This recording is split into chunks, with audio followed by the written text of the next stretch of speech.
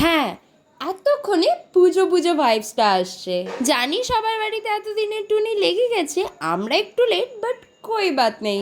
বাইরেও বেশ জোর কদমে পুজো প্যান্ডেলের কাজ চলছে, সাথে বাড়িতেও আমি কিন্তু টুকটাক করে ঘরদোর গুছিয়ে রাখছি পুজোর জন্য।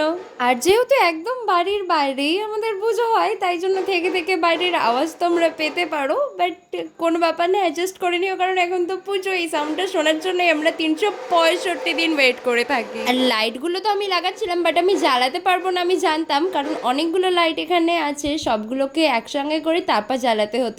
আমি খালি লাগিয়ে রাখছিলাম, বাবা রাতে এসে সব কটাকে একসঙ্গে করে তারপর জ্বালাবে।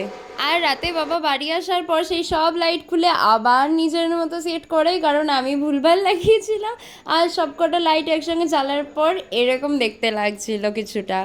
কেমন লাগছে অবশ্যই বলো। দেখা হচ্ছে নেক্সট ভিডিওতে, ততক্ষণের জন্য টাটা।